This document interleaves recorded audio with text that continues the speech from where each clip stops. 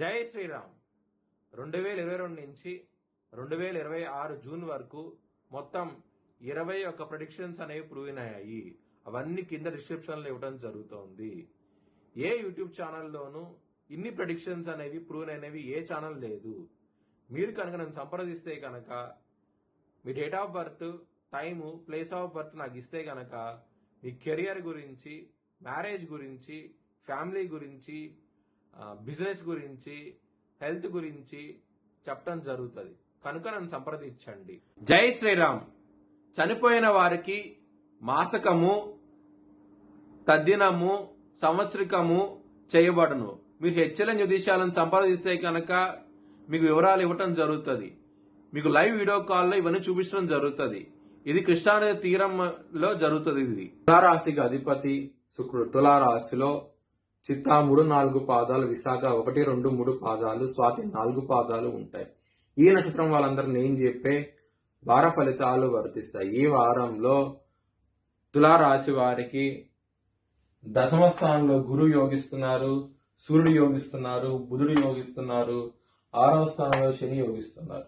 4 గ్రహాలు యోగిస్తున్నాయి. మీరు కనుక బొబ్బరు దానం చేసిన బ్రాహ్మణుడు మంచి ఫలితాలు ఉంటాయి. హనుమాన్ టెంపుల్కి వెళ్ళండి, మంచి ఫలితాలు చూస్తారు. మంగళవారము, గురువారం, శుక్రవారం రోజుల్లో మాత్రం ముఖ్యమైన పనులు స్టార్ట్ చేస్తే ఖచ్చితంగా విజయం సాధిస్తారు. ఆదివారం రోజు మన వ్యతిరేకత ఫలితాలు ఉన్నాయి. ముఖ్యమైన పనులు స్టార్ట్ చేయకండి. తులారాశి వారికి ధనపరంగా, కుటుంబ పరంగా సమస్యలు అవుతూ ఉంటాయి. 2వ స్థానాధిపతి అయిన కుజుడు ఇక్కడ 9వ భావంలో ఉన్నారు. కొంచెం జాగ్రత్తగా అవుతే ఉండండి, ఇబ్బంది పడే అవకాశం ఉంటుంది. 12వ స్థానంలో శుక్రుడు ఉన్నారు. వ్యయం అనేది ఎక్కువగా ఉన్నది, జాగ్రత్తగా అవుతే ఉండండి, ఇబ్బంది పడే అవకాశం అవుతే ఉంటది. లవర్స్ కి బ్యాడ్ టైం నడుస్తుంది. పంచమంలో రాహు ఉన్నారు.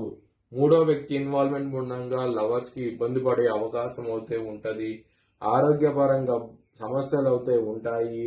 శత్రువులు అనే వాళ్ళు చాలా అధికంగా ఉంటారు. కొంచెం జాగ్రత్తగా అవుతే ఉండండి. కోర్టు కేసు విషయాల్లో వ్యతిరేక తీర్పు వచ్చే అవకాశం ఉంటుంది. చాలా జాగ్రత్తగా అవుతే ఉండండి. బిజినెస్ పరంగా పెట్టుబడి ఎక్కువ పెట్టండి. మ్యారేజ్ పరంగా బాగుంటుంది. సప్తమాధిపతి 9వ స్థానంలో ఉండటం మూలంగా మ్యారేజ్ లైఫ్ అనేది చాలా బాగుంటుంది. వృత్తిపరంగా బాగుంటుంది.